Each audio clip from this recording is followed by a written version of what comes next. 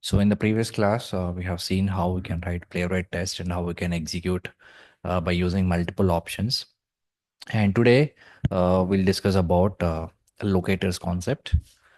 And throughout automation, there are few important things we need to focus more on. First thing, locating the web elements or elements on the web page. So normally when I open any web page, we can see different type of web elements like input box or text box or radio button, check boxes, drop downs, images, links. There are different types of web elements we can see on the web page. And to perform certain action on the web element, we need to first identify the element or we need to first locate the web element. That's the first thing is which is important. So once you identify the element, then we can do certain per action. And after that, we can add some assertion or we can add some validation. So these are the three important things which we need to focus on throughout automation. First, identification, element identification. Second thing is action. So what kind of action we can perform on the element. Third thing is assertion. So what kind of validation we can do on those elements. Okay, so today we'll focus on locators concept. So this will take 2 to 3 sessions only on the locators concept, and we'll see what type of locators are supported by Playwright and how we can use those locators, and we'll see practically. And yeah, so in Selenium WebDriver, we people who already know about Selenium WebDriver, so they already know about XPath and CSS, and even Playwright is also supported XPath and CSS, but before that, Playwright itself is supported their own kind of locators, their own locators, built-in locators are available. So Playwright will give importance to their own built-in locators, and then the second priority goes to CSS, and then third priority goes to XPath. So normally Playwright doesn't recommend to use XPaths normally. I'll tell you why they are not recommend to use XPath. So instead, they recommended to use their own built-in locators. Okay, that's the first priority. And the second priority goes to CSS. And third, XPath. So these are the different types of locators. As of now, the Playwright is supported. Okay. So we'll look at their documentation, official documentation. They have given the clear documentation about each and every type of a locator. And we'll see how we can use them and practically. So basically what is locator means? Locator means it is able to identify the web element based upon their attributes or properties. Every element is having certain attribute in HTML page. Okay. All right. So first let us look at their documentation.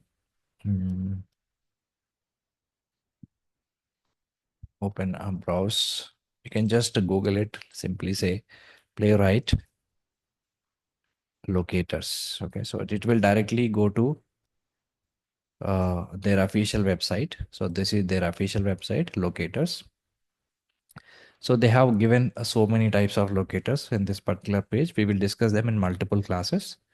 So first, they have given some instructions. So locators are a central piece of Playwright's auto weighting and retrievability.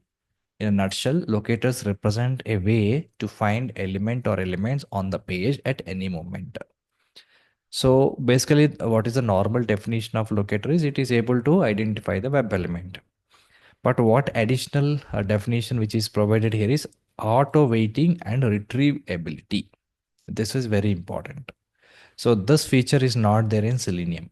Auto weighting and retrievability is not there in Selenium. It is especially Playwright feature when you're working with the locators concept. Okay. So what is an auto weighting? Whenever you are written some locator which is identifying the web element. Okay, by the time you are locating the web element, it is not available or it is still loading, right? So in that particular case, your Playwright script will automatically wait for the element. So we no need to separately use any waiting statements for the elements. So that is a feature of auto waiting. This is automatic process. Second thing is retrievability. Retrievability is nothing but what? For example, it is trying to retrieve some element but it is still not available. But again, it is try to retrieve the element again and again. Multiple times it is trying to retrieve the element based on the locator which we provided. So this is actually provided in fluent weight. In Selenium WebDriver, we have something called a fluent weight. explicit wait and fluent wait. Both are explicit wait only, but fluent wait is another flavor of explicit wait. So in the fluent wait, we can provide something called timeout and uh, polling time and so on, right? So here it will work automatically. So retrievability means every 1 second or every 2 seconds, every time it will get try to get the element, and as soon as it found the element, that will be returned. And auto waiting and retrieve ability is an inbuilt feature in Playwright. So we no need to bother about synchronization problems. We no need to bother about wait statements and so on. This is automatically taken care by the Playwright. Okay. So the locators represent a way to find elements on the page at any moment. Okay, so whenever you write a some locator, basically it is trying to identify the web element, or it's finding the web element on the web page. Okay, so they have given different type of locators. So majorly three types of locator. The first thing, the category is three categories. First category is built-in locators. So whatever they have listed here, these are all built-in locators of Playwright, specific to Playwright. They won't work in any other tool. So they are recommended built-in locators. Playwright is always recommended to use built-in locators itself. Like we can access these built-in locator methods by using page fixture, like page.getByRole, page.getByText, getByLabel, getByPlaceholder, getByAllText, getByTitle, getByTestID. So these are the recommended built-in locator methods provided by Playwright, and is also recommended to use. The first priority always goes to built-in locators provided by Playwright. Okay, and apart from this, it is also supported a CSS, just like a Selenium WebDriver, how we have used CSS. Similarly, Playwright is also supported CSS. Playwright is also supported XPath. Okay, but it is not supported individual elements for everything. It is supported only ID as an individual element. But other than this, we need to go for CSS or XPath or built-in locator. So first priority goes to built-in locator methods, which are provided by Playwright. Second priority goes to CSS, and third priority goes to XPath. Okay. So today we will focus more on built-in locators, and we will see how we can work with these locator methods. And later in the next sessions, we will focus on CSS and XPaths. Okay. Fine. So let us start with built-in locators. So to access all built-in locator methods, we have to use a page fixture itself. We can access get by role, get by text, get by label, and so on. So we'll see one by one practically. So we cannot use all these locators. It is very difficult to find all the locators in one single application or one single page. So I'll try to use multiple applications, multiple pages to demonstrate all these types of locators. Okay. One by one, we will go, and I'll try to demonstrate about the locators. Okay. So before that, what I'll do is let's go to VS Code editor, and we already set up Playwright project in yesterday class, and just we need to create a new test script file, and we will continue with that. So I'm going to create a new test script file, new file. Okay, I'll name it as PW locators, Playwright locators dot spec dot JS. Okay, PW Playwright locators dot spec dot JS. So in this, I'm going to show you how we can use a different type of locators. So before that, I will list out here what are the different built-in locators supported by Playwright. Okay, these are the locators.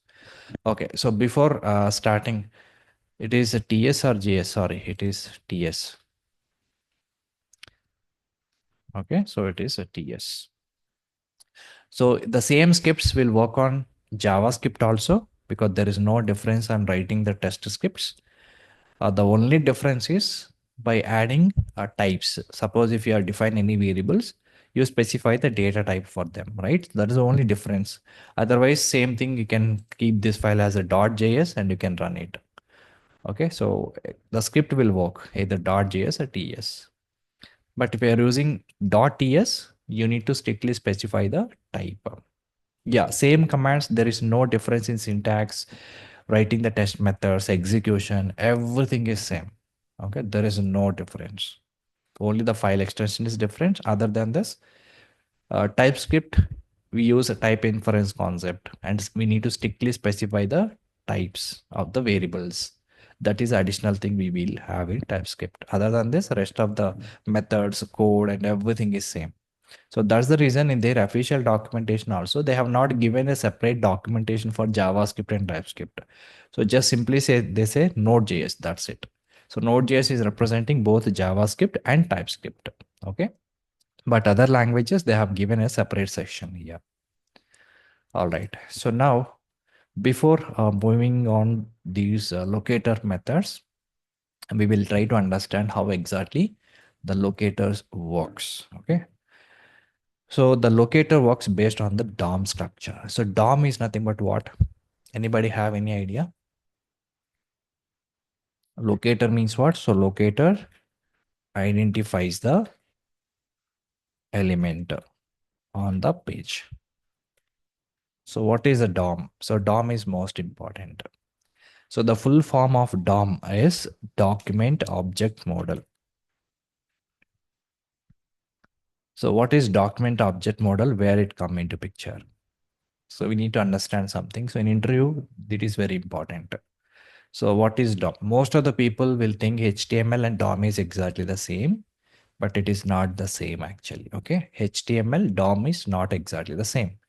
Okay. For example, let's say I'm opening some web page like this.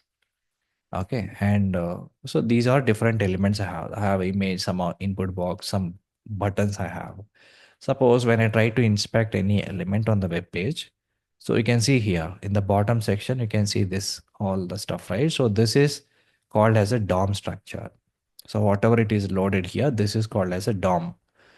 And from where this DOM is got generated, this DOM is got generated by using HTML of the page. So this is a different thing. And if I look at here, right click and view page source. So whatever it is got generated here, this is basically HTML plus some JavaScript mixed code is there. So this is the actual source of the page. When I send this request, google.com, so once we hit this request to the server is responded with this particular script. This is the actual response we got it from the google.com. So the same response is represented by the browser. So our browser is interpreted this response and provided in user understandable format. So this is the UI format, but actual code behind this particular page is what? This is the page source. Okay. So we're not going to do anything with the page source. So what is important here is a DOM. But how the DOM is got generated? If I see inspect on the web page, here you can see the DOM here. So all the elements and their attributes we can see inside the DOM itself. Okay. But how the DOM is got generated? So DOM is basically a kind of an API. It will work at the backend. It is an API interface provided by the browser. So every browser, it can be Chrome or IE or it can be Edge or Firefox. Every browser is having integrated with API interface, integrated with some API. So that is a DOM, API interface, which is called as a DOM is called as API interface provided by the browser itself. DOM is a API interface provided by the browser itself. So let me just put that point. So DOM is an API provided, API interface provided by the browser. So what this interface will do, whenever you are trying to launch some particular page or whenever you're browsing some page, automatically the DOM is automatically created. Okay, once the web page is loaded, the browser will automatically create the DOM structure. So that particular DOM structure we can see by inspecting the page. So we can say right click and inspect. Here you can see the DOM. So this DOM is created by browser itself when the page is got loaded. Okay. So our all the locators, whatever locators we are going to discuss, all the locators identify the element based on the DOM itself. It will look for the attributes of the element inside the DOM itself. Inside the DOM, it will find out. So if it is not able to find at the DOM, then it will throw some exception or error. But if the element is available in the DOM, then it is able to find that element. So the DOM is a main important thing. So if I look at the structure, you will understand this, the difference between HTML, DOM and actual UI. So if I look at this picture, this is actual HTML code. and I have not included JavaScript inside the HTML. Most of the times, the web pages are designed by mixing of HTML along with the JavaScript. So this is the basic HTML code, pure and plain HTML code. And if I look at here, there is a HTML tag, starting tag and closing tag inside this header tag and the body tag. So all the elements are part of the body tag itself. So you can see button element, input element, and then another page P element, paragraph element. So different elements are there. And for this HTML, this is called DOM view, DOM structure. And it is just like a hierarchy mode it will display. Like you can see HTML contains a header. And header and body are the both the child tags of HTML. So if I look at here, the HTML contains header and body tag. Now inside the body tag, we have something called button, input, two paragraph tags. The four are the child tags of inside the body tag. So inside the body tag, button, input, P and P. So these are hierarchical representation of HTML, which is basically called as a DOM view. The same DOM view will be represented by the browser. So this is the actual UI of the browser. So JavaScript or TypeScript or web or locators, everything will work on the DOM itself. This will the central point between HTML and the UI. Okay, simple understanding this. So what is a DOM? DOM is an API interface. Whenever the page is got loaded, the DOM will be created by the browser only at the runtime. Okay, so all the locators we can create based on the DOM itself. We can find the elements and attributes of those elements only inside the DOM itself. So how we will get the DOM? Simply we can press F12 button, shortcut key from your keyboard, or you can just right click on inspect the page. So here you can find the DOM structure, right?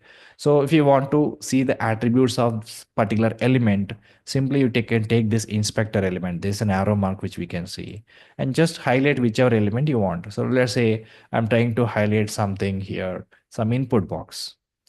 So you can see this is the highlighted one. So text area is my tag name, and class is one attribute, area controls, area owns, and you can see name attribute is there, data weight. So there are multiple placeholder attribute is also there. You can see different attributes for the element. So every element is represented with some tag name. The starting whatever you can say, which is a tag name. Area is a tag, div is a tag, img is a tag, a is a tag, input is a tag. So these are all tag names. Every element with wrapped with some tag name along with some attributes will be available for that element. So these are very important when you're working with the locators concept. Okay, so this is the first thing we need to understand. Now let us move into the locators part. So let us try to understand how we can work with built-in locators provided by Playwright itself. Okay, so let's see one by one and go back to the VS Code. So these are the locators I have listed out. So let us see how we can use this locators method to locate the web elements. Okay, so first thing, so whenever you start writing the code, what are the functions or we need to import? Two functions mainly, test and expect functions that we are going to import. Import inside the curly brace. The one is a test is important because we need to write all the test methods. Second one is to add assertions or validations, we use expect. This is another function from Playwright package. From, you can simply say @playwright/test. So this is the first statement which we need to add. So now we need to start writing the statements. So here I'm writing a simple test method. So what is the syntax of writing the test in Playwright? Inside the test, we need to pass two arguments. So what are those arguments? First one is title of the test. Okay, I'm just giving Playwright locators. Okay, so Playwright locators. So I'm just giving some name called Playwright locators, or you can say demo on Playwright locators. So I'm just giving some title to the test, or else you can say verify. Most of the times the title will start with either verify or check or test, something like that. Okay, so try to use some meaningful keyword. verify Playwright locators, Playwright location, built-in locator. So this title, comma, the second parameter is what? Arrow function. Arrow function, starting curly brace, ending curly brace. So this is a syntax of writing any test method inside Playwright. Okay, so what else we can write? Every test, we need to pass something called page picture, right? So that we need to keep inside the curly brace. Page picture is mandatory. And what else we can put? Every arrow function before that, we need to use something called async keyword. Async keyword should be mandatory, right? So the structure is ready. Now we need to start writing the test. So here I will demonstrate each and every method one by one. So we will try to understand the description first, how exactly it will work, where exactly we use, and then we will try to use that particular method. So I will start from get by alt text. The first method, get by alt text. So before that, I'm going to use an application to demonstrate these locators. I'll try to use this demo.nwpcommerce.com. It is a demo e-commerce application. So let us try to locate the different type of elements by using different type of locators on this particular web page. Okay. So I try to launch this page first. So what I'll do is how to launch the page in Playwright. Await page dot by using page picture, page dot go to, and simply specify the URL. Right? This particular command will launch your URL on the browser. Okay, so now I have launched it. So after that, we will start doing one by one. So what's the first method? Page dot get by alt text. So I'm not exactly following the same order because according to based on my convenience, I just rearrange these methods. Okay. So you can just compare. So I will cover all the methods here. So total 3, 4, 5, 6, 7 methods are there. So all 7 methods I will cover in this. So first I will launch my page. And then the first method is get by alt text. Get by alt text. So this particular method mostly we use it for locating images. So why only images? Because most of the times images are having alt property.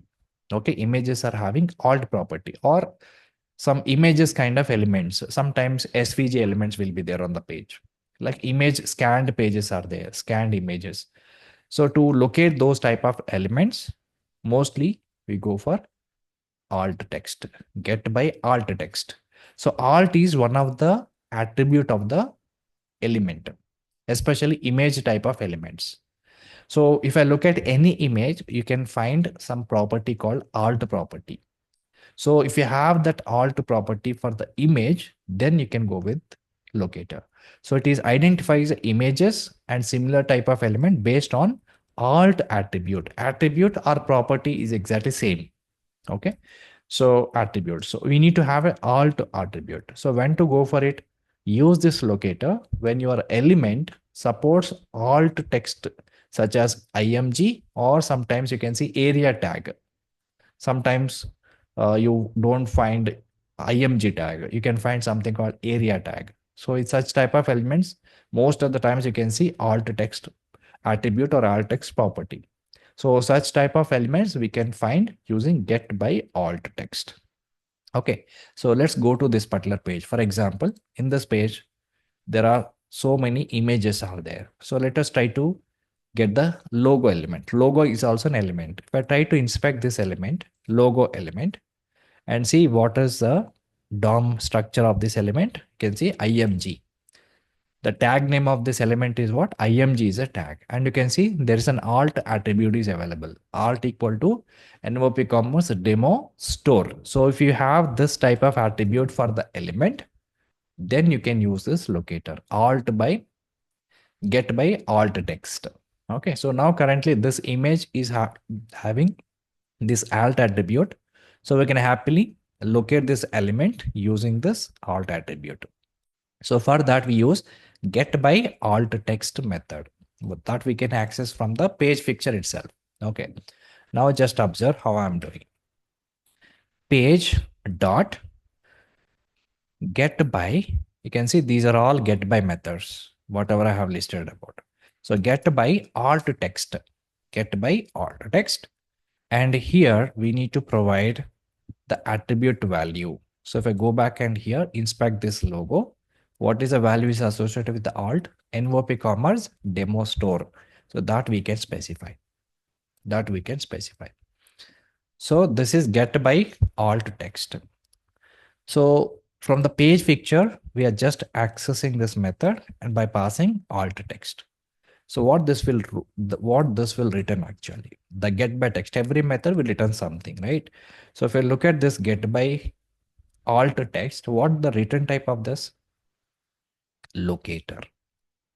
It is basically return a web element and which is called as a locator. It is returning just a locator part. Okay. So in Playwright, locator is also a fixture, just like a page and expect, just like a page fixture we have used, right? Browser also there. Similarly, locator is also one of the fixture. So this particular statement or get by alt text, not only this one, all these methods will return a locator object, a locator type of an object. Okay, so as of now, I'm not returning anything. I'm just located this image or logo. So what we can do on this? We can do some operation, right? So on this particular page, we can verify whether it is visible or not. It is present on the page or not. Okay, but before that, I just want to store this locator element on the element, some variable I required. So what I will do is I will just create some variable like this logo, and you can make this variable either const, because the locator won't vary most of the times. So most of the time we use const. Const means that value is always constant, cannot be changed. You can also use let if you want. Okay. Now if I look at this, the get by alt text and provided the alt text. Based on this, it is identify the element and return into a variable. Now what is the type of this variable? Because in the TypeScript, we have to specify the type. So what is the type of the variable? So the type of the variable is locator colon locator. Remember this, okay? All these methods will return a locator type of an object. So that is the reason this variable should be locator. And what is this variable? Now this variable is representing the image, the logo element. Okay. So why it is giving an error here? Because it is a fixture which we need to import. Locator is a fixture which we have to import. So where we have to import along with the test and expect, we have to specify a locator, something like this. L is a capital letter, guys. Remember this. So in the fixture, some of them will start with the lowercase, some of them will start with uppercase characters. Remember this. So it is a locator. Okay. So this particular method, locator method, returns a locator. So logo is a locator. And another important point. So do we need to keep await statement in front of this page? Or if you want to keep await, where we have to keep here? Is it really required to keep await here? Okay, so I put await statement here. Now when I put await statement, you can see something called 3 dots here. What it is saying when I put the cursor, await has no effect on the type of this expression. Await has no effect on the type of this expression. What exactly it is saying is, await is not relevant here. Is simply saying await statement is not relevant. Even though if you specify here, that will not have any effect here. But in the last class, I said for every statement, we need to use await statement. Whichever statement is returning a promise, whichever statement is returning a promise, before that, we have to use a await statement, right? But if I look at here, get by alt text, is a returning promise or not? It is not returning promise actually. It is not returning a promise. It is returning something called a locator type. Okay. So that is one reason we no need to put await here. The other reason is, okay, we are doing something like page dot get by alt text. From the page, we are getting some element actually, but have you performing any action on that element? Are you doing any action here on that element? There is no action. Okay. So await statement we have to specify only in the two cases, guys. One is if the statement is returning some promise. Okay. In that case, await is needed. Second thing, if the statement is not doing any action, if the statement is not involved in any action, then await is also not needed.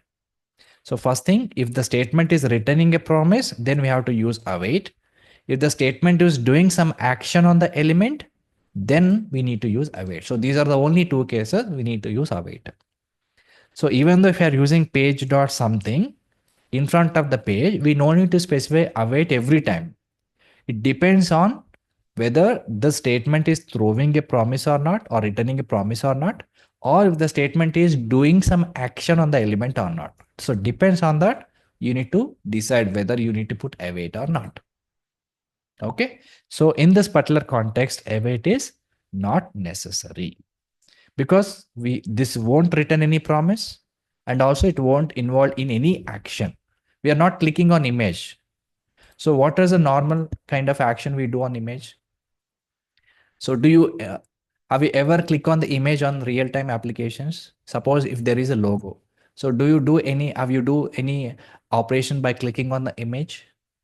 Is it possible first of all? Nothing, right? Image we cannot click. See, every element is associated with certain actions.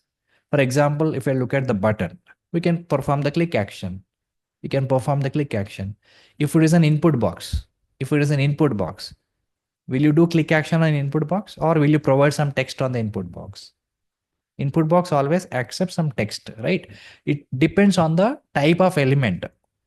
The action should be depends based on the type of element. Okay. So here the logo is what? It is an image. So we cannot perform a click action on the image, right?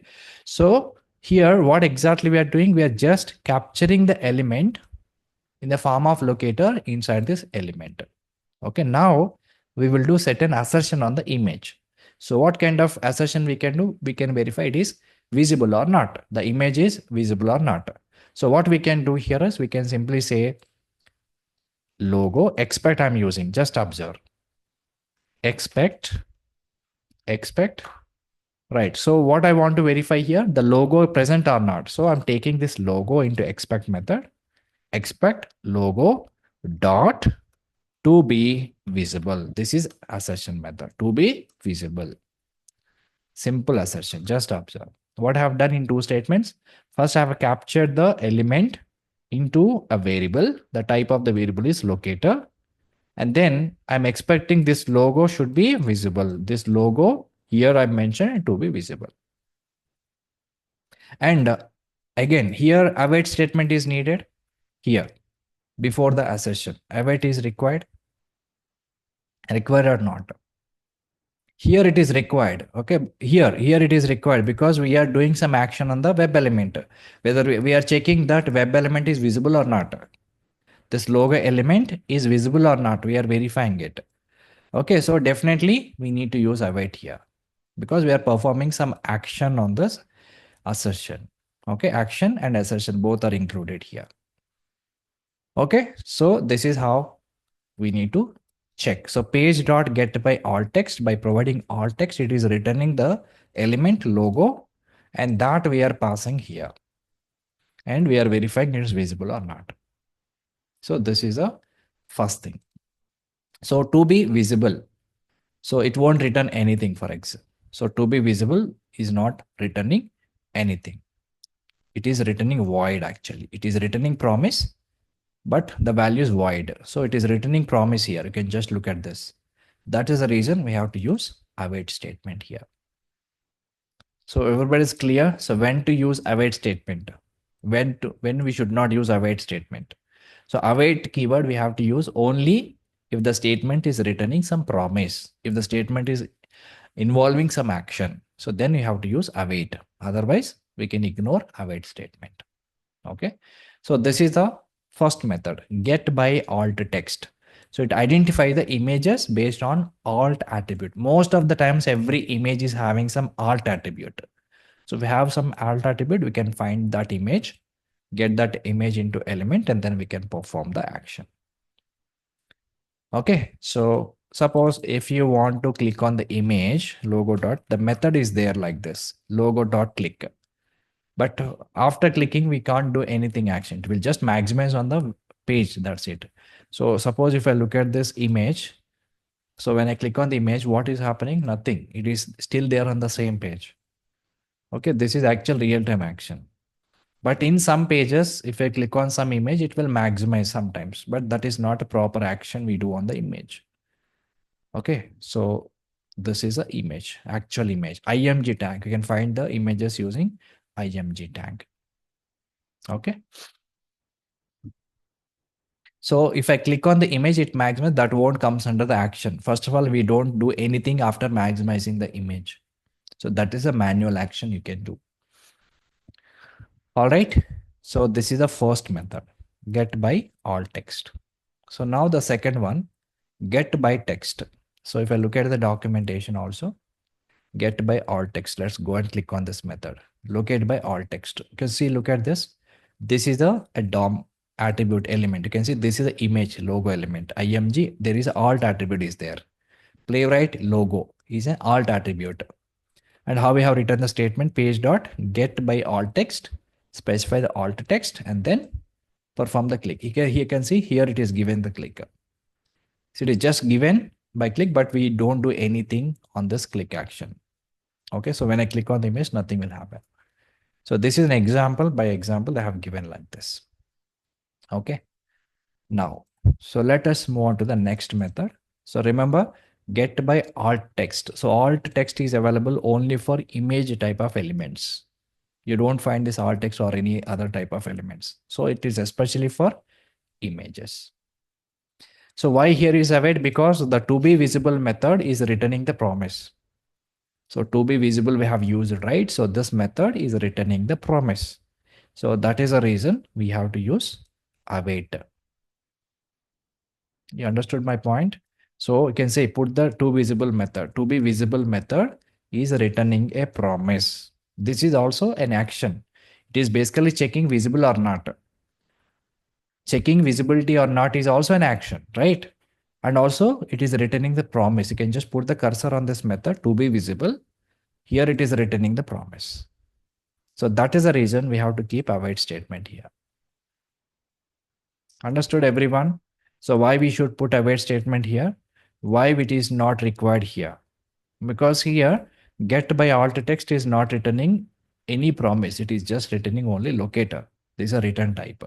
So we put that variable as a locator. That's it. Await is not needed here. Okay, you should be more clear on this, which is very important. Right. So now let us move on to the next method. Get by text. Get by alt text, then next get by text. So when to use get by text method?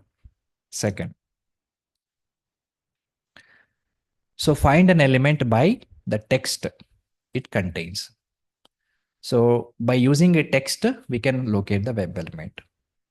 And the text can be as a substring or exact matching string. Sometimes you can also provide some kind of regular expression. Regular expression is also allowed.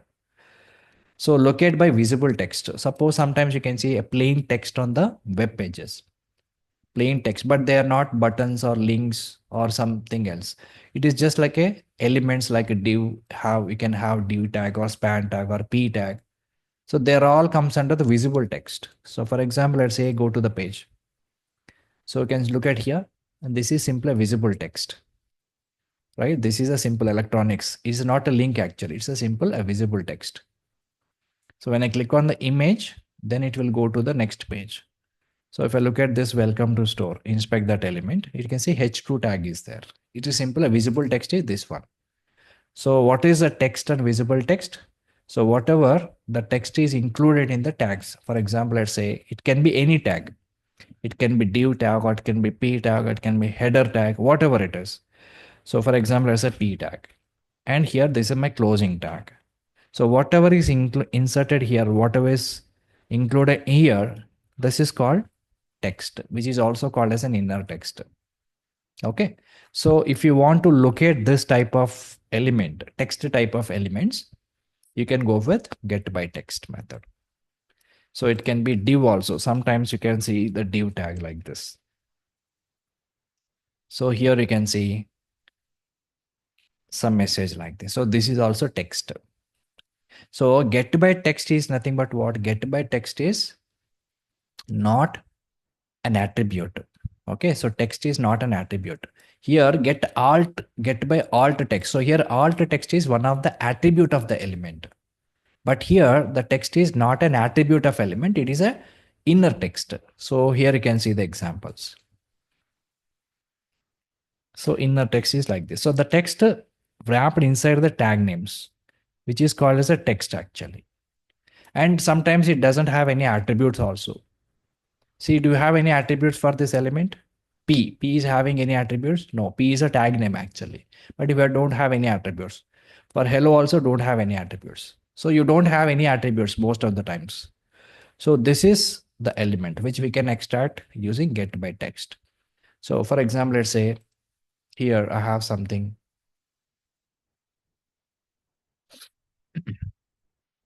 So here I can say welcome to our store. If I inspect this element, welcome to our store element, you can see H2. Do you have any attributes for this element? No, we don't have any attributes.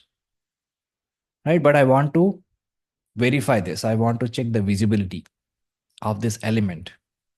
But normally in Selenium WebDriver, how we have done this, we have to extract the text from the locator and then we will compare with our expected text. But here we no need to extract the text. We can simply check this welcome to our store. The text is present here or not, because it simply is a heading, right? We don't need to do anything with this heading. So just the whole heading is present here or not, we need to just verify. So this type of things we can get using text method, get by text method. Okay. So let us see how we can achieve this. So let me inspect this element. And here, what is the text here? Welcome to our store is a text. So go back and locate. So locate by visible text. This is also called as a visible text. Whatever is visible on the web page, that is visible text. And when to use this locator? To find non-interactive elements. Non-interactive elements are nothing but, suppose some elements are present inside these type of tags which we cannot interact. So for example, can we do any action on this element? Can we click on this element? Nothing. So action is not possible. Similarly, sometimes you can see a P element, page elements. So you cannot perform any action on them. It's simple a text which is present on the web page. So that's the reason specifically saying use this locator to find non-interactive elements. Okay. So non-interactive elements. If you have a multiple elements with the same, I will discuss that in the next part. Okay. Just hold on. So currently I'm discussing about a specific elements, unique elements, how to locate unique elements. If you want to locate multiple web elements, there is a process which we have. Okay. So interactive web elements like div, span, and p. So if you want to locate elements which are non-interactive, non-interactive means clicking is not possible. Any action is not possible on those elements. So which are called non-interactive elements. But if the elements are interactive, so then this method is not suggested. In that case, you can just go for another type of method, like get by role method is there. So we use that method. But the non-interactive type of elements, we always go for get by text. Okay. Now we'll see how we can use get by text to check the visibility of the welcome to our store. So as of now, this is a value, inner text value. So let me write a method like this. So again, page dot get by text, get by text. This is a method, get by text, and we pass the text value. We pass the text value. So what this will do actually, get by text method will return again a locator, return a locator.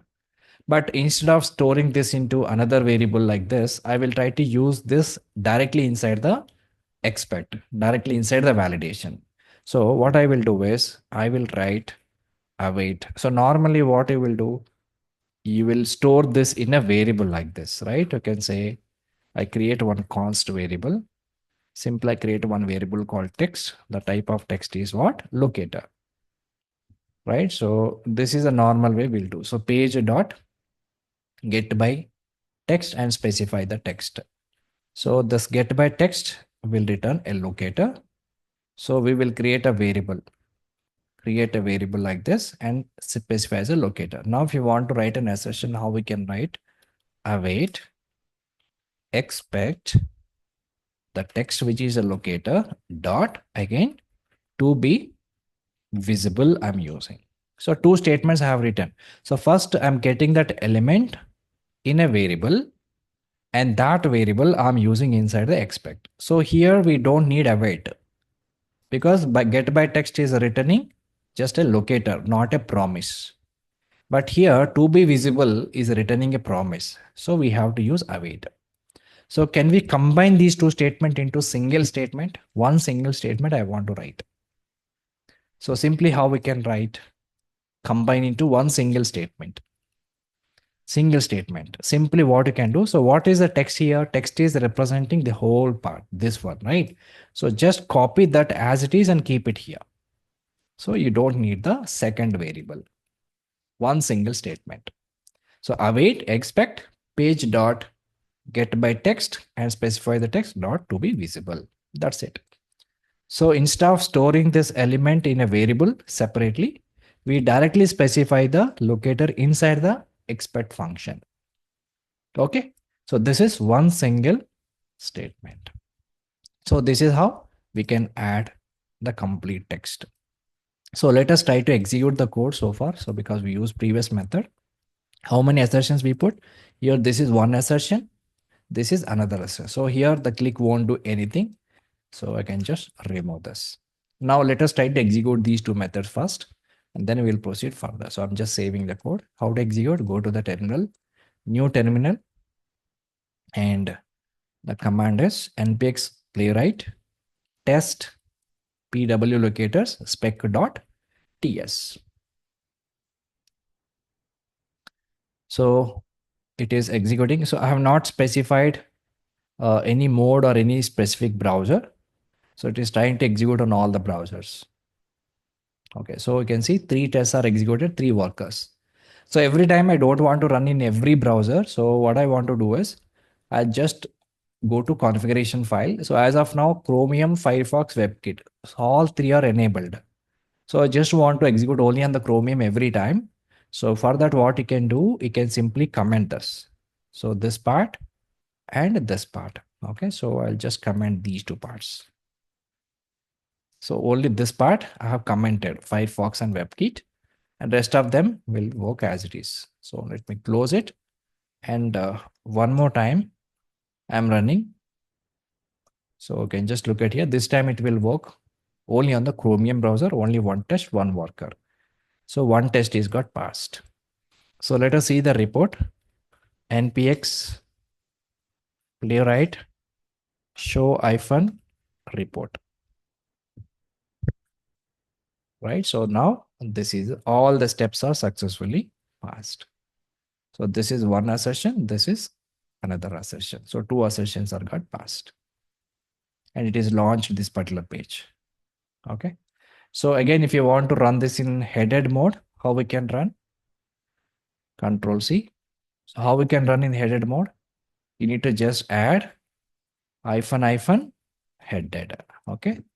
So this will run the test in headed mode. So this is our page and is open and closed. It's very faster because we're not doing any navigations and all. So it is just open, validation is done, closed.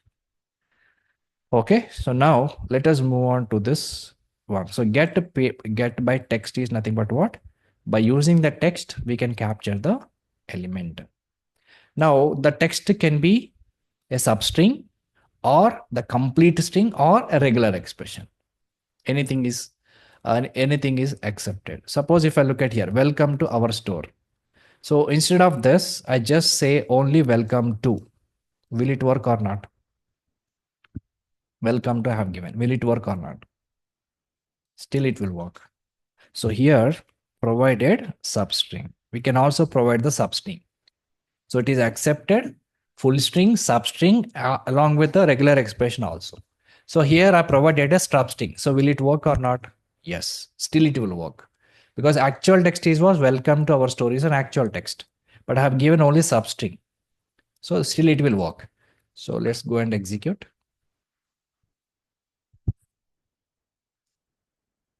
So get by text accept substring also. So it is get passed. So same thing, suppose if so complete string, this is also work for us. This is full string, or you can say full string, and this is the substring, full string or substring. And regular expression is also possible.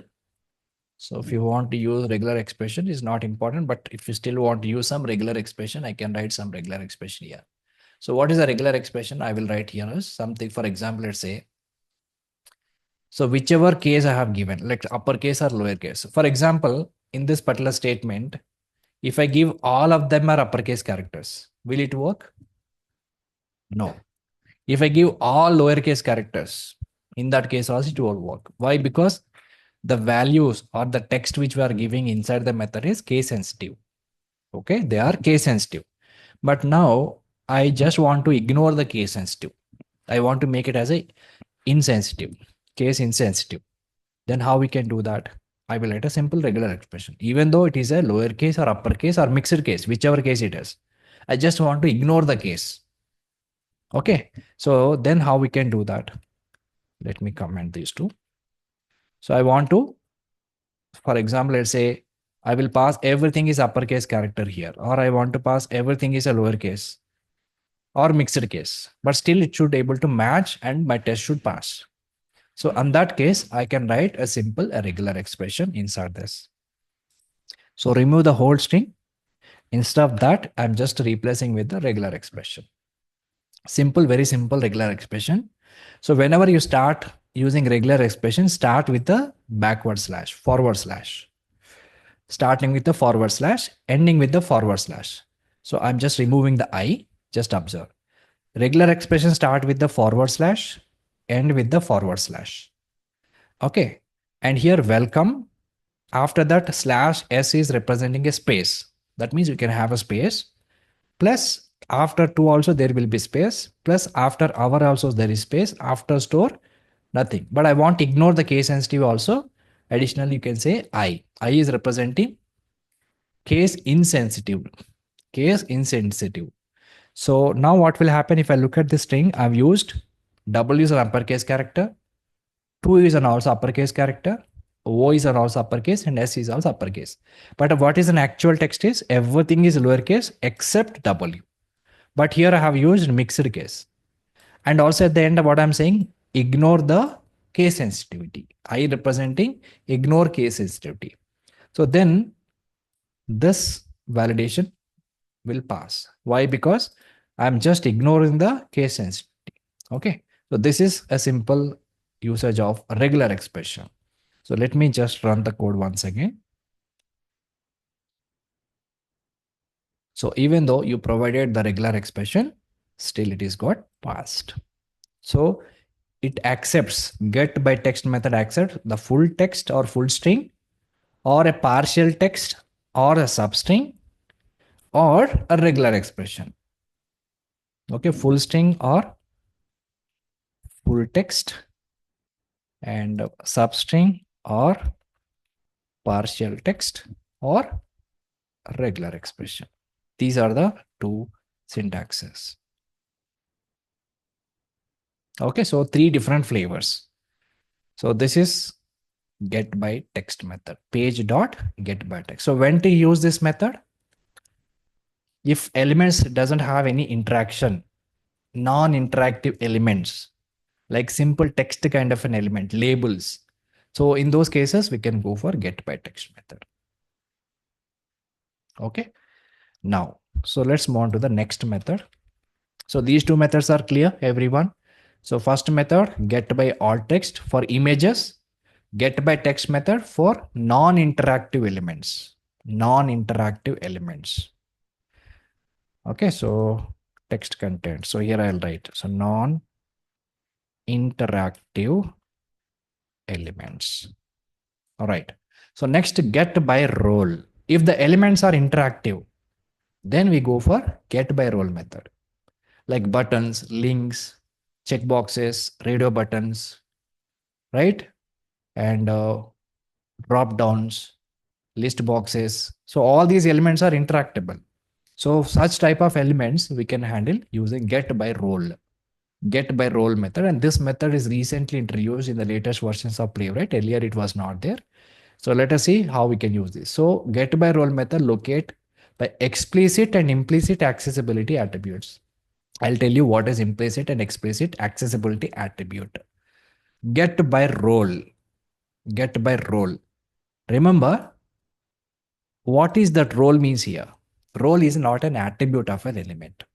Role is not an attribute of the element. Remember this. Get by role means role is not an attribute of an element. I'll tell you what is a role. Okay. Let us try to understand something about this. Get by role. Third one. Get by role. So locating by role. Locating by role in the means role is not an attribute. Role is not an attribute. But sometimes you can see role as an attribute also. Sometimes you can see in HTML in the DOM, when you inspect some element, you can find role is something like an attribute also, role equal to something like that. But sometimes you may not have a role attribute, sometimes you may not have a role attribute. So we don't consider role is an attribute, first of all, okay? But what is a role? That we need to understand. So role locators basically include buttons, checkboxes, something headings, links, list, tables. So these type of elements are interactable. So these elements are interactable. So we can use get by role method, and these elements are having something called as role. But what is a role actually? Role is not an attribute. Role is defined based on the element type. Role is based on the element type. For example, button. For button, what is a role? Button itself. For checkbox, checkbox itself is a role. So for every interactive element, there will be some role. But how we will know the role of the element? So if I go back to the documentation, just try to understand. So get by role, the first one, get by role. Just understand this. So this is a sign up element. There is subscribe checkbox, some submit button is. If I look at this HTML or DOM, for this input element or for this sign up, do you have any role attribute? Role? No, there is no role attribute. But still we can locate this element using get by role method. How we can locate? If I look at the syntax here, page.get by role. Let's say sign up is a heading actually. H3 tag, I'm going to locate. Heading, this is my first parameter, comma. In the curly braces, I specified name colon sign up. So do we have something called name here? No. Do we have something called heading here? No. But how come we use heading and sign up? Sign up is basically what? The text here inside the H3 tag that we specified. And heading is basically called as a role. Heading is a role. So what is sign up here? It is a basically heading only, right? So what is the role of the sign up? It is a heading. So the role name is heading here. So for similarly, for example, let's say checkbox. So here the checkbox is what? The type attribute value. Input type is a checkbox. But here, what is the role name I have given? Checkbox. And the name is equal to subscribe. So name equals subscribe. This name I have given here. And this is with a regular expression again. So button, this is a button is a role. So name is also submit I have given because I ignoring the case sensitivity. So I have given I. So if I look at these statements, heading, checkbox and button. So these are all called roles.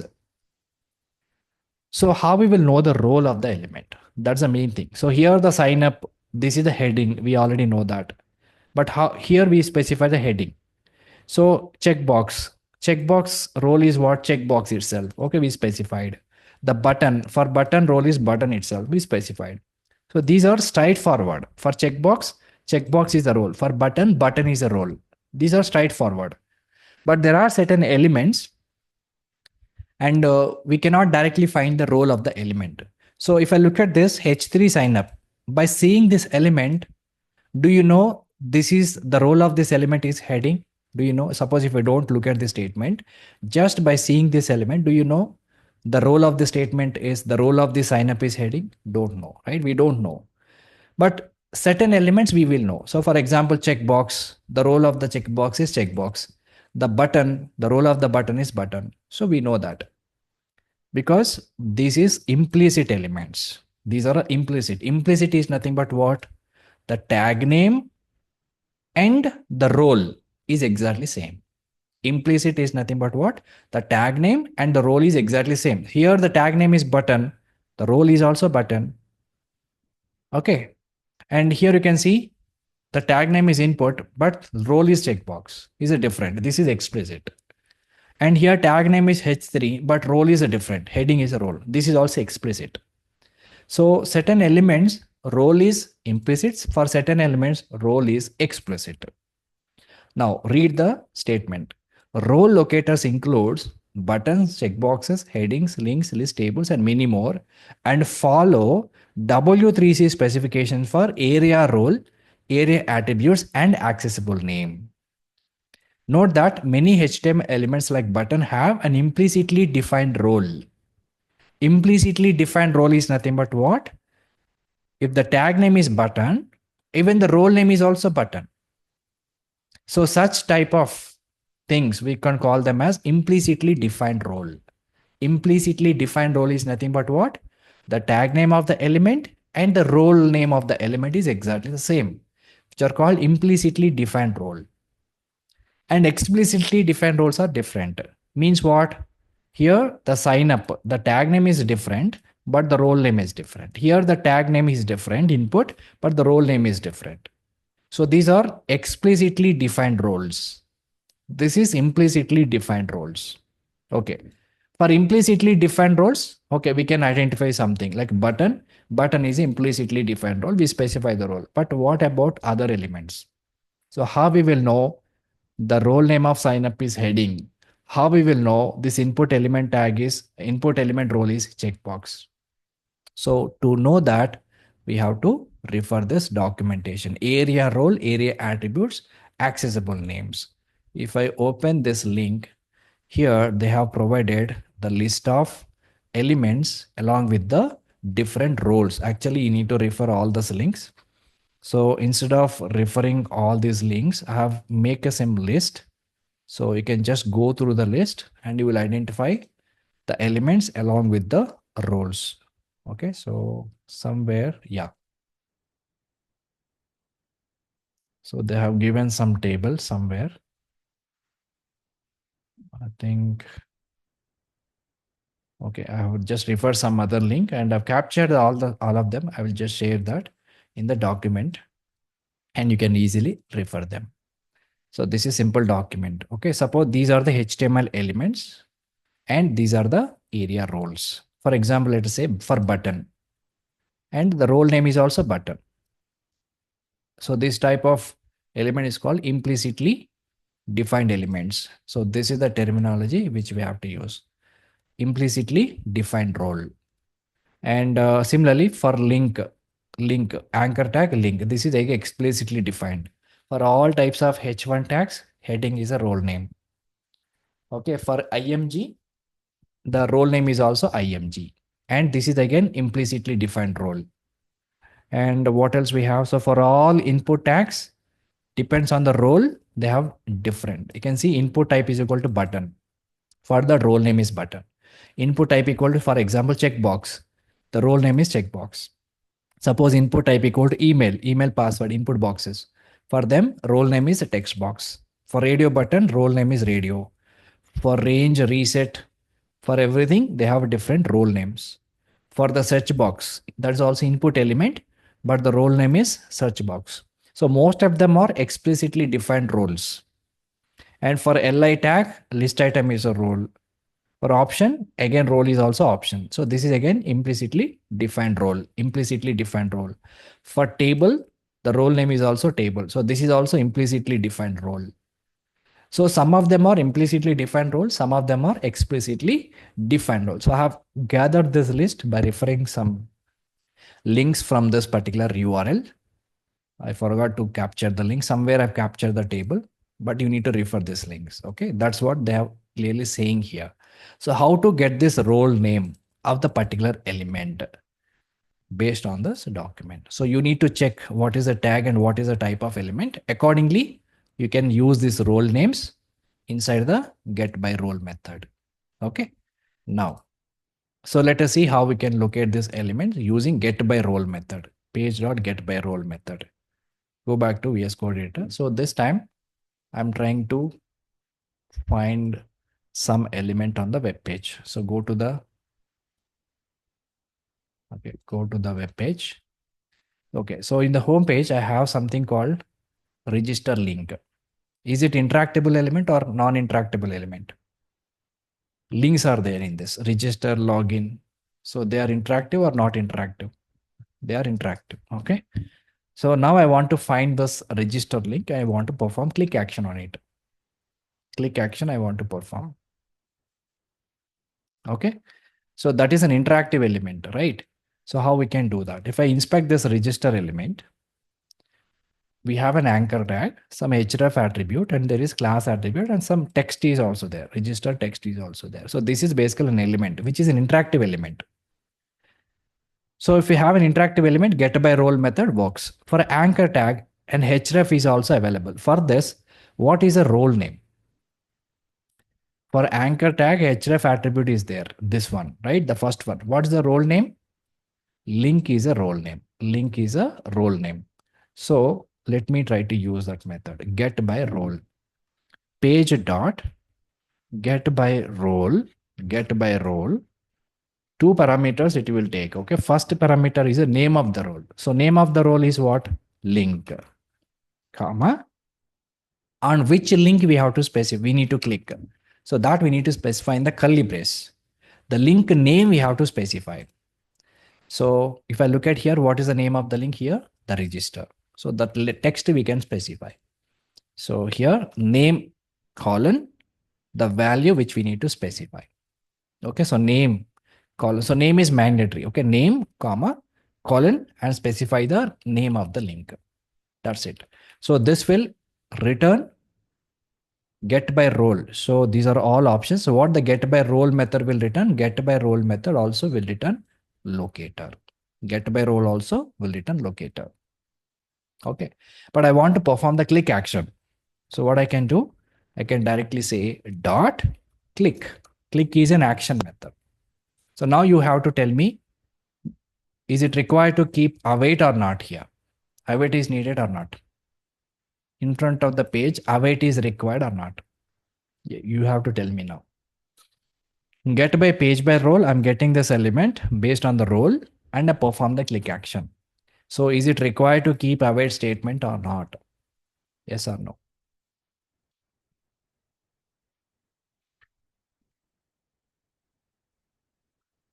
See, when I say click, click is what? Action or not? Click is a action. So what this will return? Click method. Finally, this will able to look at an element. But finally, what we are doing click action. Click an element. The click will be performing an action on the element, right? So if I look at here, it is not returning anything. So parameter options. Do you see any promise here? There is no promise. Yeah, here it is. Promise. It is returning the promise. So obviously we have to use await statement in front of the page. Mandatory. Okay. So this will perform the click action on the register element. Okay. So after clicking on that element, I want to do another thing. So after clicking on the register, so I'll get some registration page. Now I want to verify this header. I want to verify this register heading is displayed or not after clicking on the register. So is it interactable or not interactable? Is it interactable or not interactable? Register. If I inspect this element, you can see simple h1 tag, header. So even though it is a not interactable, we can still use get by role. So if it is not interactable, what is the method we prefer to use? Get by text.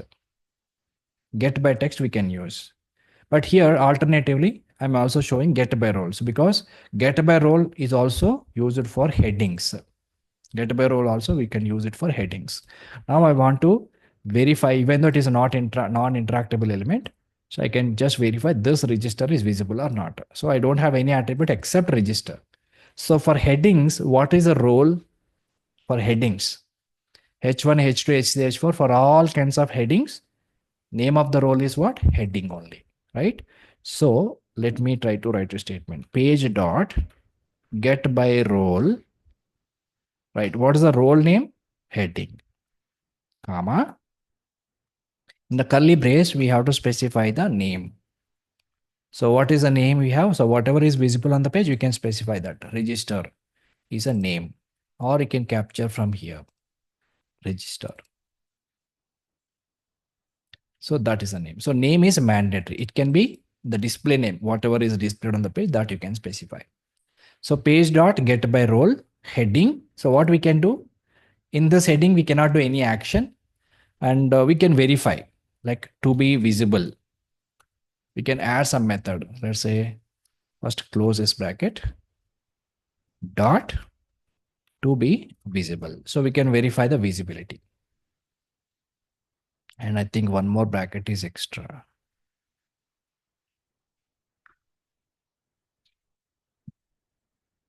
Okay, sorry. Page dot get by role heading. So name. Sorry guys, so to visible we need to use along with expect. So this will return element actually. So get by role will return element. So that element everything I will keep inside the assertion.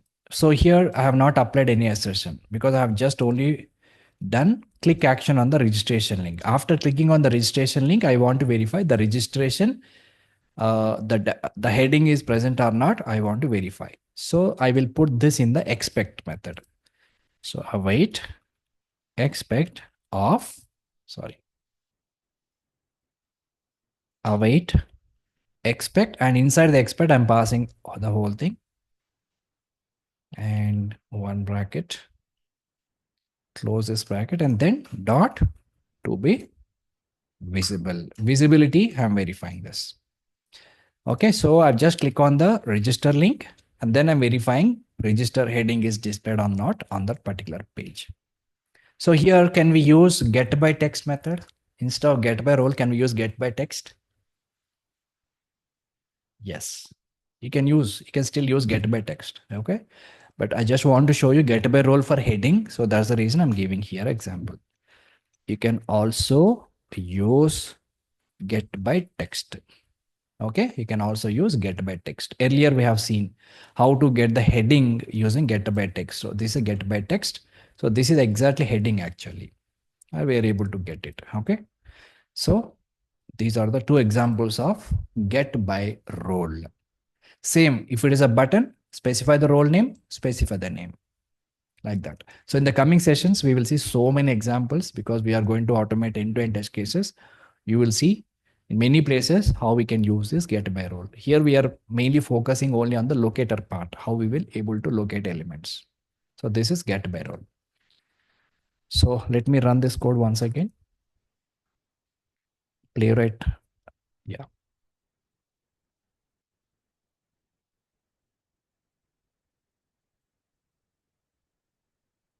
So it is running in headless mode. Okay, now it is successfully executed and passed.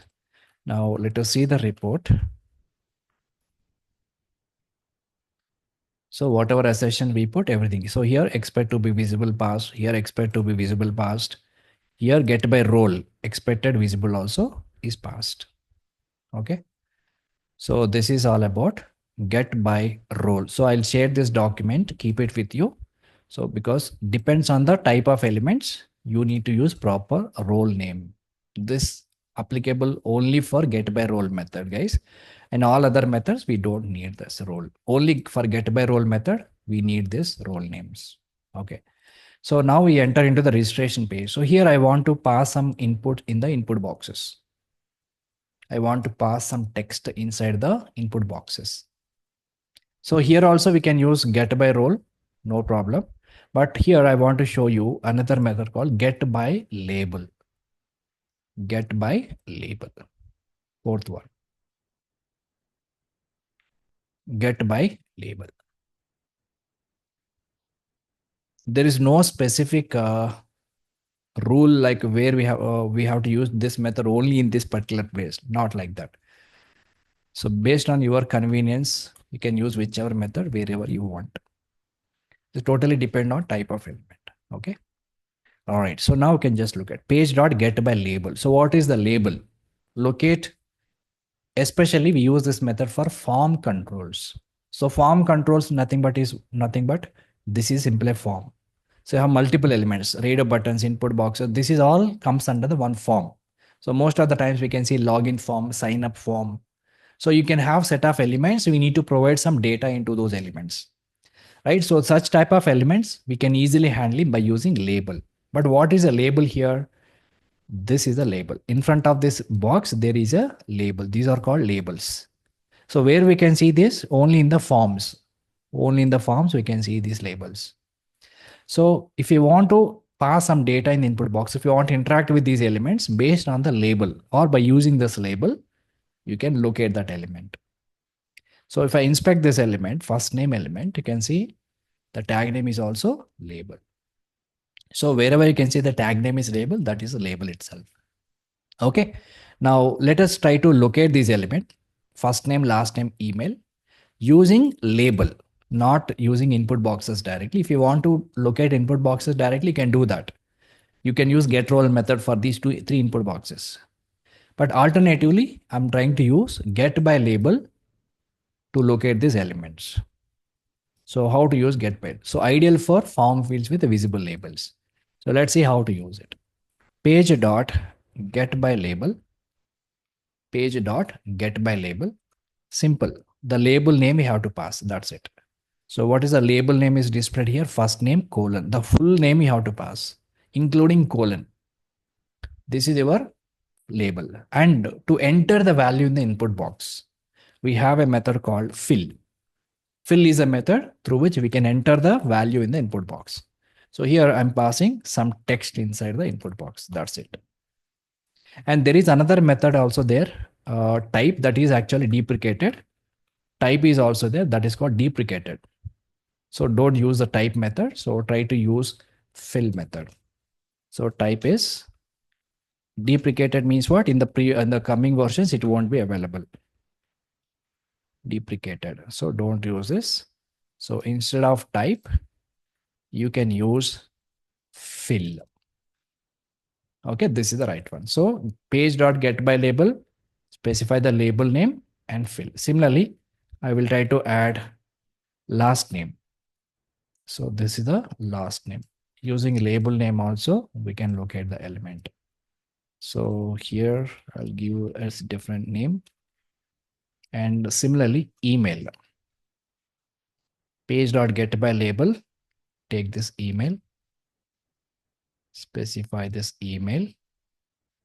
Inside the single quote, fill, okay, simple abc@gmail.com.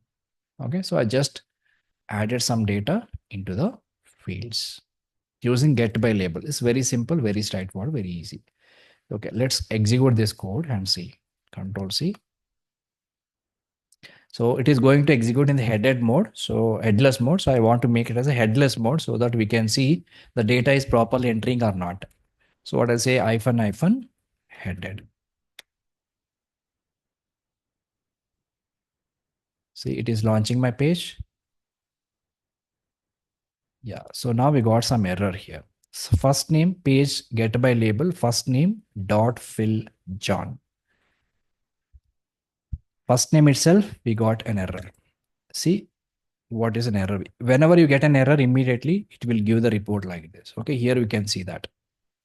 So waiting for get by label, it is basically waiting for that label actually, because after clicking on the registration link, it is taking some time. So here we are verifying is visible also, right? So to be visible. And after that, what we are doing, we are entering the first name, last name, and these things. So we don't have a send keys method. This is a fill. Here in Selenium WebDriver, we have a send keys method, but here we have a method called fill. Okay. Okay. So let me run one more time. Sometimes it will fail. So let me just clear. Let me remove the headed mode and just try execute. Oh, okay. Sorry. So we forgot to put await statement actually, because await is required for every method, right? So that is the reason it is failing. Sorry. Await, then await. So let me run one more time.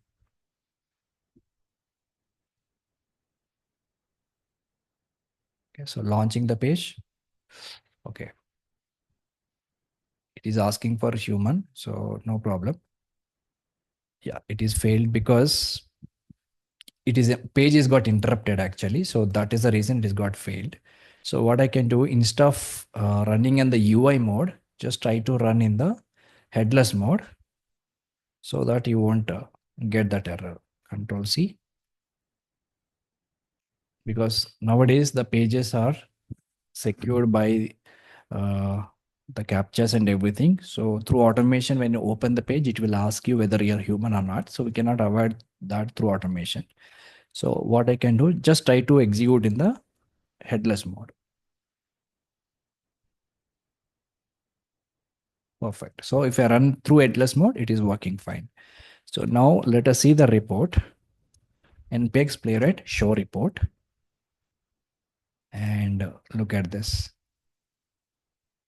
See, everything is executed. So go to visible is passed and to be visible. So these are the things. Fill method you can see. So these are the values we have entered. Okay, so every step, each and every step, we are able to see that. So that captcha issues you won't get here. Captchas we cannot handle the first of all.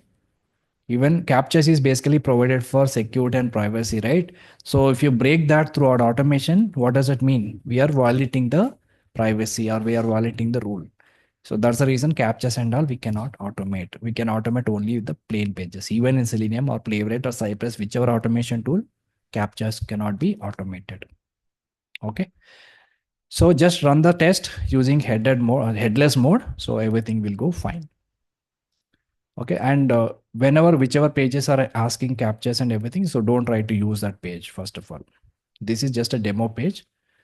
Okay. Otherwise, just ignore that. So this is get by label. This is get by label. So at the time of execution, if you interrupted any page, so your test obviously will fail. So the next method, fifth one, get by placeholder. So sometimes you can see placeholder is an attribute actually. Sometimes you can see the placeholder attribute for the elements. So you can handle those elements using placeholder itself, especially most of the times input boxes, search boxes are having placeholder attribute. Placeholder attribute. So let me show you how we can use this placeholder. Fifth one.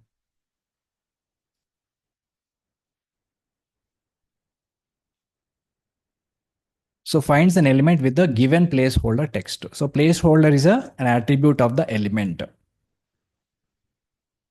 So best for inputs without a label, but having a placeholder. So for example, let's go to this page. And here we have an input, a search box here, right? So when you inspect this element, this is basically an input element. There are certain attributes are there. You can see the placeholder attribute is there. So you can handle this element using any of the locators. You can use by get by role, or you can use get by text or any other locators you can use. But here the placeholder I want to show you. So placeholder attribute is there. So you can also use placeholder to locate this element. So what is the value of the placeholder? Search store is a value of the placeholder. Now let us try to inspect this element and we'll pass some text into the input box or search box. So page dot get by page holder, just specify the page holder value. simple page holder value, and which is a text box. I just want to fill the text, fill, and I just pass some value inside this text. And strings you can keep in single quote or double quote. That is up to your wish. So this is a statement. So here we need to keep the await. So get by placeholder. This is our placeholder value. Fill. Fill is a method through which we can pass the value in the input box. So this is the value provided. So let's execute and see.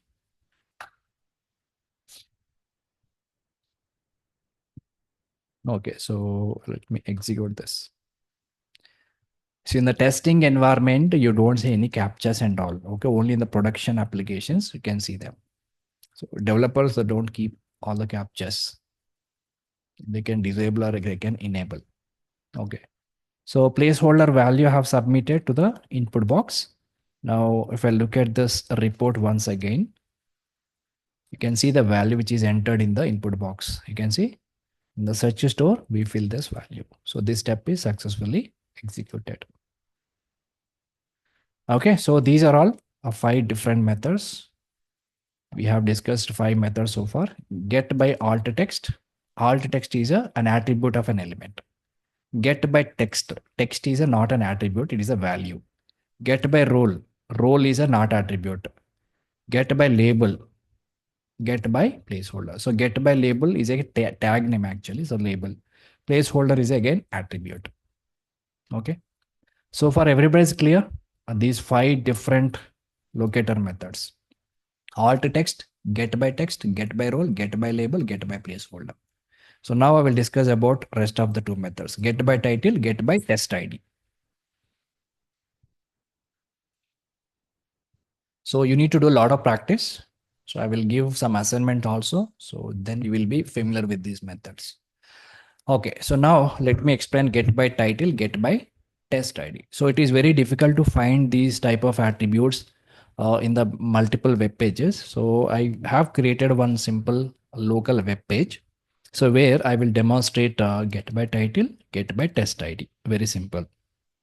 So let me show you a web page which I have. So this is the HTML page which I have created my own. So in this page, there are different type of elements we have.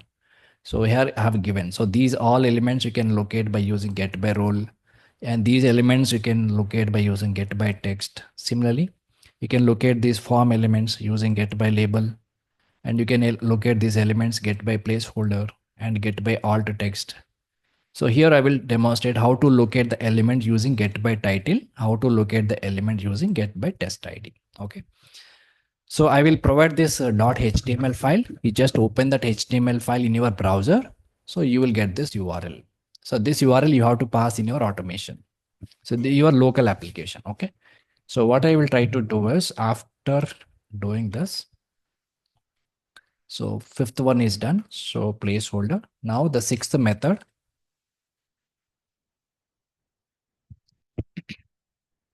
Get by title. It's very simple. Let me show you. So get by title to locate an element by its title attribute. So title means what? Is an attribute again. Title is an attribute. If the element is having some title attribute, we can get the element. So when to use it? When your element has a meaningful title attribute, then only you can use this get by title. Otherwise, you cannot. So this time I will open another page. So await page dot go to. So in one single application, you can use n number of URLs. So I will try to open this URL. Okay, so this is my local HTML file. I will provide that file. You can open that file in the browser. You can see all the elements. So I open this application. So once I open this application, so in this application, I want to use get by title. So rest of them you guys can try your own. Get by title locator I want to use. So I want to locate these elements. So home link, HTML is a text, home is a link, and this is simple tooltip, and this is a button. So how to locate this home? So I want to verify the home here. So in this particular place, I want to verify the home. this particular link is having text home or not. If I inspect this element, just observe what is the text here. Home is a text. What is the title? Home page link. So by using this title, I want to locate this element, home element. So what I can do, capture this title of the element and write the statement page dot get by title and specify the title. So this is the title. Now what I want to verify in this, this will return the element actually. So get by title, this will return the element. If you want to store that in a variable, again you need to store. Basically it's a link. So you can just make it as a locator, const locator. But what I want to do some action on this element. Get by title, I captured the element. I want to do some assertion on this link. So to do the assertion, what I can do, I can say expect of this particular element to have text. This is one more assertion method. I want to verify this link should have some text. What is the text? Home. This is my assertion. Okay, this is my assertion. Can we write both in single line? I want to combine this into single line. So I don't want to use this locator method. So if you want to write in a single line, how we can write? So instead of writing this link, just put this whole thing inside the expect method. Okay. So do need await here? Await. To have text method return promise. So we should definitely specify await. Okay. So this will able to locate the element based on the title and perform certain action. It will just check the link is having this text or not. Okay. Similarly, I will try to use another one in the same HTML. So when you place the cursor on HTML, here this HTML is also having the same title, some other title. So let's take the title and write the same thing again. So await expect page dot get by title, sorry, get by title and specify the title dot, again same method, to have text. So what is the text we are expecting here? HTML, uppercase character, HTML. Okay, so if the element is having title attribute, then we can get that element by passing the title like this. Okay, so this is get by title method. So let us try to execute and see this. Control C, show report. Okay, so what I'll try to do is I will try to comment this code. So because it is asking for capture, because we can execute in headed mode. So this particular part I will comment. Okay. So later you can uncomment and execute in headed mode. So only this particular one.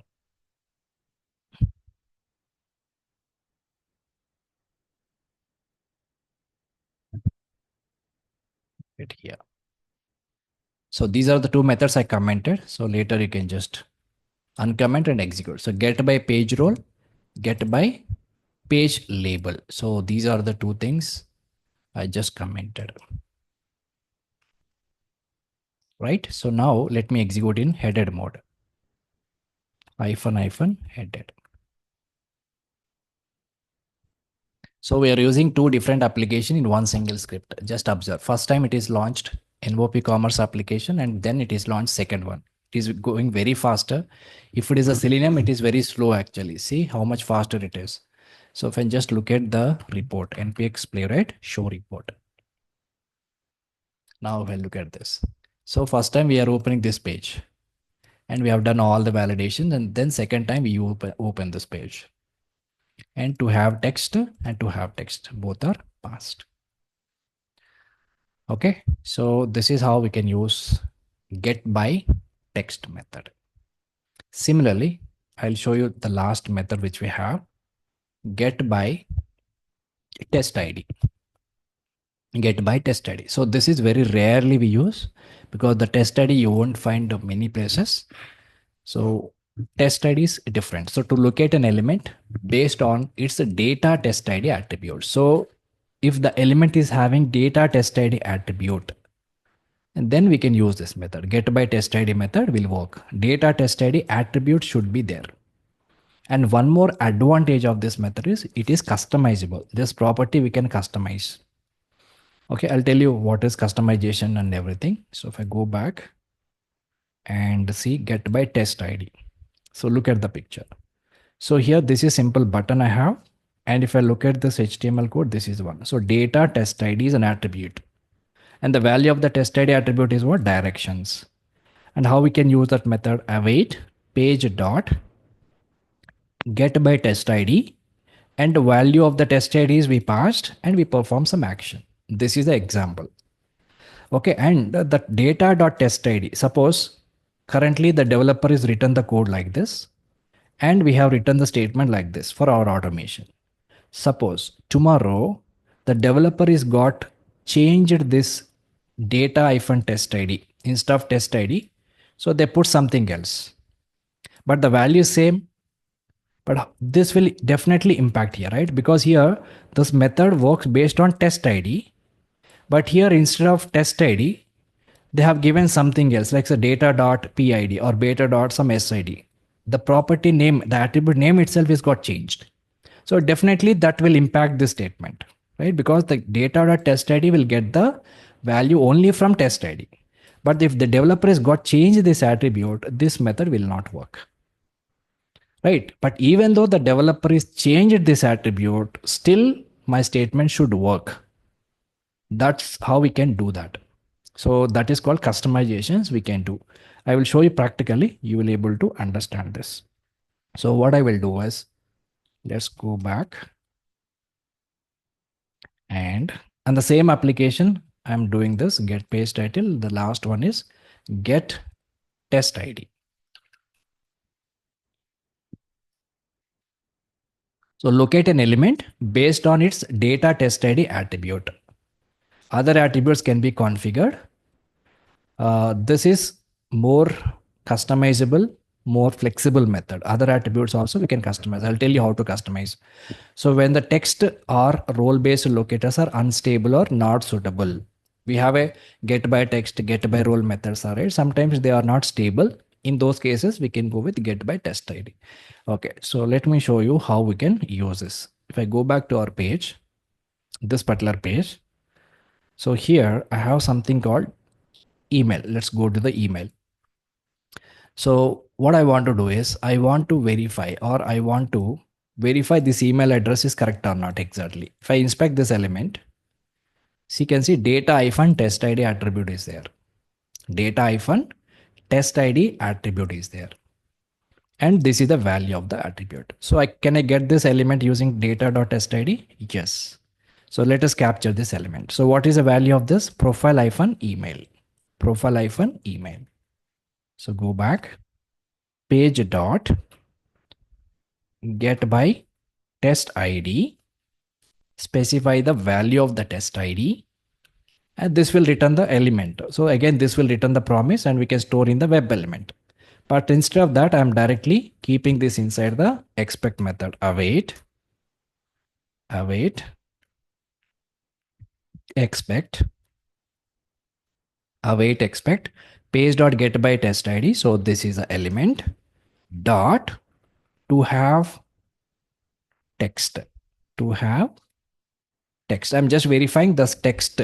What is the text it should have? Email address. So this is the email address should have in that element. So this is our validation point. So what exactly I'm doing? I'm capturing the element using test ID, and to have, this is the value. And similarly, I will also add another assertion for another element. So look at the name, John Doe. So inspect this element. And here the test ID is what? Profile name. Go back, profile name. So what is the name here? John Doe. So let's copy this. Okay, this is another validation.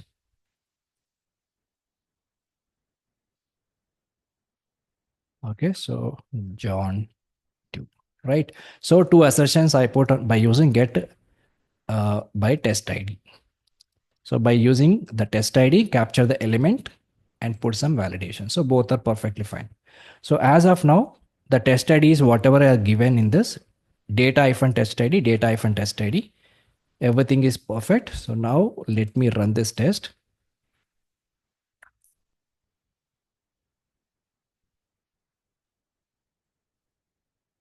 So it is launched my page and done every operation. So now let us see the report. And here you can look at this. So get by test ID, we capture the two elements and the values what were expected is got passed. Okay. Now it is a customizable asset. So what is a customizable means? For example, as of now, if I look at this element or inspect this element, we have a data-test ID attribute. Data-test ID, data-ID.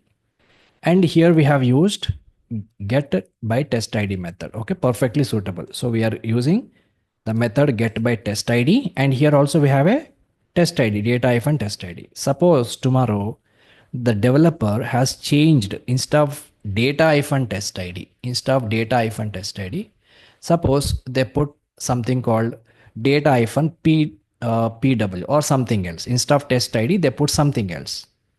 Then our automation code will work or not? That won't work, right? That won't work. So let me show you. If developer is got changed that attribute, how exactly it will behave. So I'm just trying to change. As of now, data.test ID is there, right? So now I'm trying to change that in my file. Just observe carefully. I'm trying to change the attribute, but not the value. I'm trying to change the attribute, but not the value. Now just observe. So previously what we have here, data-test ID, data-test ID. Now I'm refreshing the page. After refreshing the page, again, try to inspect these elements. Just a second.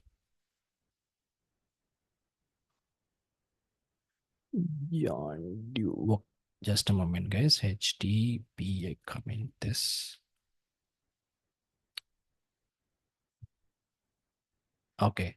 So now I have done some changes. Now refresh the page. After refreshing, just try to locate these elements once again. See this? Previously, what we have? Data.test ID. Currently, what we have? Data.data-pw is there. So now, even for the second thing, also have changed the attribute. Now, if I look at the name, for the name also data-pw. For email also data-pw. So the attribute itself have changed. The names are same, but attribute itself have changed. So not only data-pw, you can put like ID or you can put like name. Suppose tomorrow the developer has changed this attribute. So now will our automation work? Will this work now? Let us go and execute and see. Have changed now, right? After changing, will it work or not? With the same method. So definitely that will fail. So it is failed. See, timed out 5000 milliseconds, wait for expert looker to have expected. So definitely this is got failed. See, this is got failed. So why it is got failed? Because attribute itself is got changed. Attribute itself is got changed. But my scenario is I don't want to change my automation test script. Still, I want to use get by test ID. Same value I want to use, but I want to make it work. I want to make this to work. So how it is possible? So it is possible.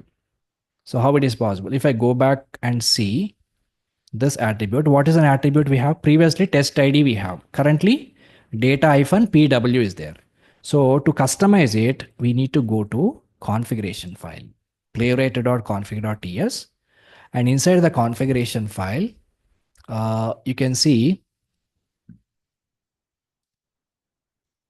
some option here. Let me show you that option.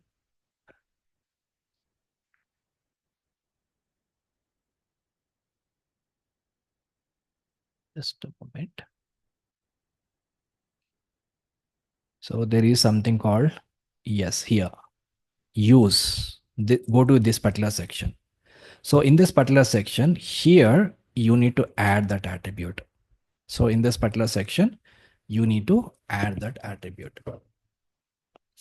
Okay, so what is the syntax? Let me show you that.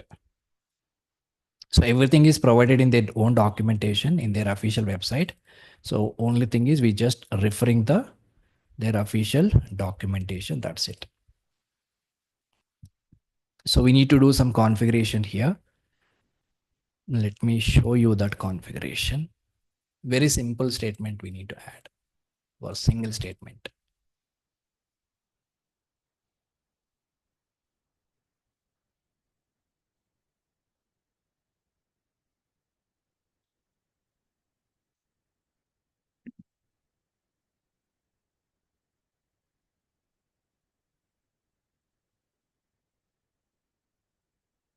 Just a second. This is our PW demo projects.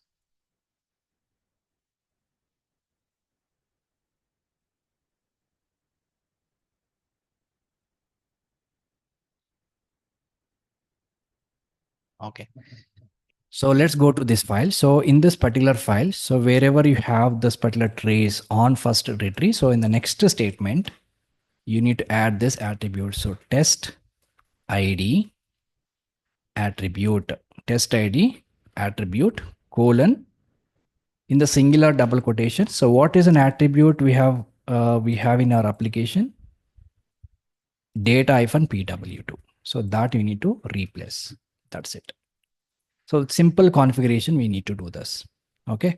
So test ID attribute colon data-pw. So when I add this enter, so what we have done here, we have additionally configured data-test ID value or data.test. Actually data.test ID is there. So the data.test ID, instead of using data.test ID, we have just added this data-pw2. So once you added this, you can just save this file, configuration file. Now, if I execute without changing any code, I'm just running the code this time and see this will work this time. Just simple configuration. You can also do this by writing the code, but instead of again writing the code, this is very simple to do that. Okay, now you can see my test is got passed. Okay, so this is how we can simply customize the test ID if you want. Like this. Okay, so you can customize any locator like this. So you can customize any locator. So get by test ID method is same. That value there. So you can also modify the value. So any locator, suppose if I look at here, this particular page currently data.pd. Suppose if you want to make it as a name, you can just make it as a name, or you can make it as ID. You can make it as ID. So whichever name you have given, some XYZ, you can give whatever name you want. But the same name you need to customize inside config.ts file. So the same name, whichever name I have given to that, you need to customize here. So you no need to change the method. Method is same, get by test ID only. So by default, this method is created for test IDs, data-test ID. That is customizable attribute or customizable property. Okay. So the method name won't change. The value also won't change. The what will be changed? Only the attribute is changed. Previously test ID. So now I have make it as a something else, and tomorrow you can make it as a name, or tomorrow you can make it as ID. So whichever attribute you want to change, you can customize. So that you need to specify inside the config.ts file. Okay. So this is the only the method which is customizable. Rest of methods are fixed. You cannot customize it. Okay. So these are all built-in locators in Playwright. Get by alt text, get by text, get by role, get by label, get by placeholder, title, and test ID. Okay. So just do one round of practice. And also I will provide this HTML page, Playwright locators.html, and just open the page in the browser. So you will see all these elements, and you can also explore other elements. You can try to locate these elements using get by role, and you can try this as an assignment. So you can locate these elements by using get by text. You can locate these elements by using label. All 7 type of locators are covered in the single page. You can try them. Okay, suppose I'll show you one more important thing. Suppose you're opening this page on the locally, right? On the C drive somewhere. But if you want to open this page just like a real web page, like with the proper URL, I want to run this page on the server, local server, just like how we are accessing website like www.http, something like that. So you want to access this on your server. So that is simply possible. How it is possible, I'll tell you simple tip. You guys can try, even though if you're not possible, no problem. Even if you're not done, no problem. So how to set up a local server? Because we have some extensions are available for VS Code editor. By using those extensions, we can run the web pages locally. Just like how real websites are running on the web page, in the similar way, we can run them. So to do that, what you need to do is just create HTML file. So whatever the page I have displayed here, for this, I have one HTML file. So I will create that HTML file here. You can create wherever you want, not a problem. So on the test itself, I'm creating a new file. I'll name it as app.html. HTML is an extension. Okay, so in this particular app.html, so I will copy the code, and this code is generated for me some time back. So you can have this code as it is. Don't change anything. I'm saving the file app.html. So now I want to open that file on the browser itself. I want to run this HTML file on the local machine, local server. So to run this, you need to just right click on HTML. You will see one option called open with live server. But you by default, you won't see this option. Open with live server, you won't see this option. So to get this option, we need to install one extension. So we have a free extension we have to install in VS Code editor. So to install that extension, what we need to do is we need to just go to settings here. You can see something called extension option, extension. Here, search for live server. I already searched it earlier. So you can see live server. So once you search for live server, you will see this, the first option. And you can just look at the name also, because there are so many live server extensions are there. You can see Ritvik Day. He is an author, created this live server. So once you click on that live server, here you will see install button. Because I already installed, so it will show you only uninstall. In your case, it will show install button. So once you click on install, it will take just a few seconds. After installation, just restart your VS Code editor. Restart.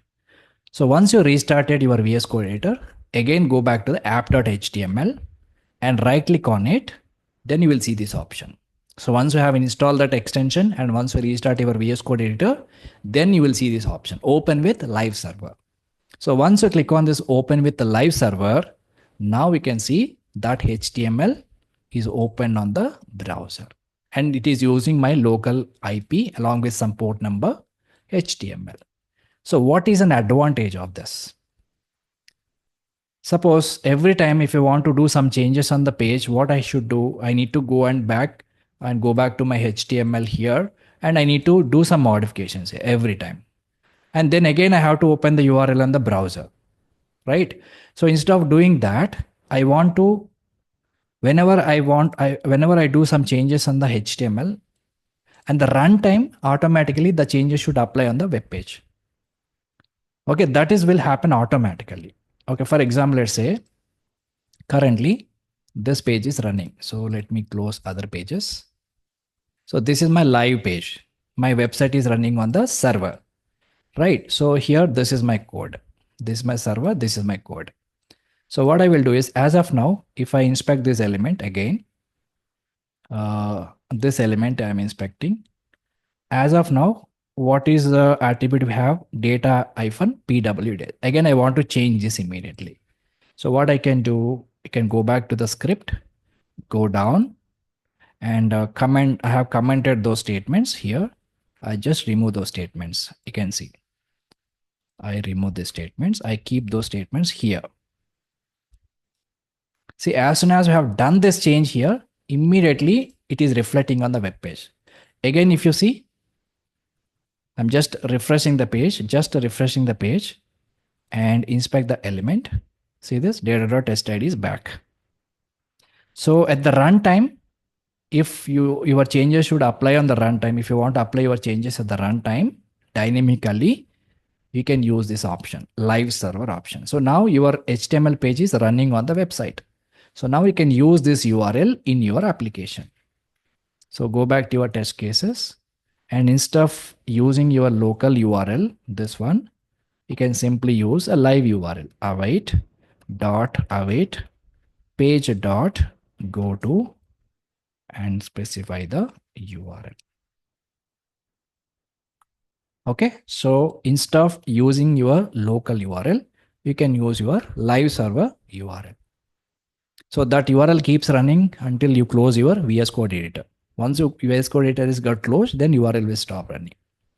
Okay, so this is an advantage of installing live server. So this is very, very helpful to practice certain things on the web page, because sometimes we won't find everything in the websites. We need to refer different websites. So everything is available in one place. All Playwright locators, built-in locators, you can practice in one single page.